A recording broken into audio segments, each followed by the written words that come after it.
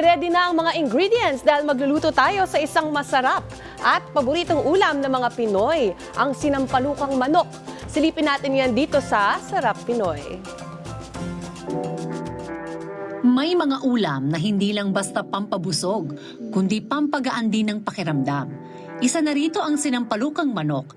Isang mangkok pa lang, ramdam mo na agad ang asim ng sampalok na perfectly balanced sa linamnam ng manok at sariwang gulay.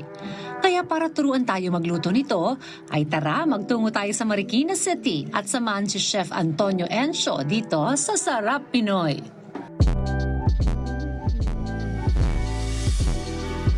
Cooking oil, garlic, ginger. Sunod na nilagay ni Chef Antonio ay margarine, onion at kamatis.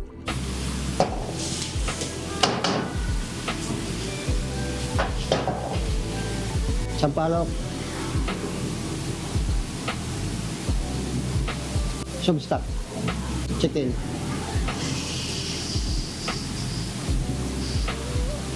Next na nilagay ni Chef Antonio ay ang pre-cooked chicken na una niyang niluto kasamang metchin, chicken cubes at all-in-one seasoning granule.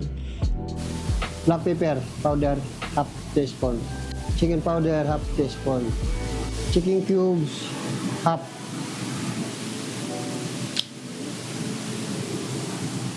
patis, half cup,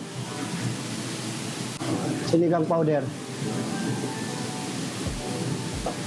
radish. Para lalo pa itong lumasa at magkaroon ng kulay ay sunod na nilagay ang siling haba at sitaw. Mga 10 minutes. Okay. Ngayon, tapos na yung sinampalukang manok.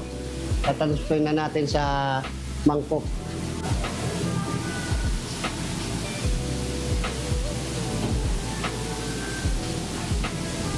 Ito na po ang luto na ang sinampalukang manok.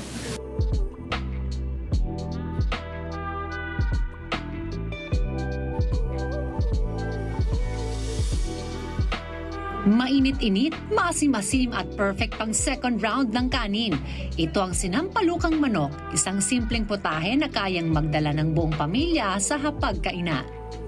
At kung may gusto naman kayong balikan sa mga nakaraan nating episode, maaari nyo yung bisitahin sa aming official social media accounts at Rise and Shine Pilipinas sa Facebook, YouTube at Instagram habang RS Pilipinas naman sa TikTok at X.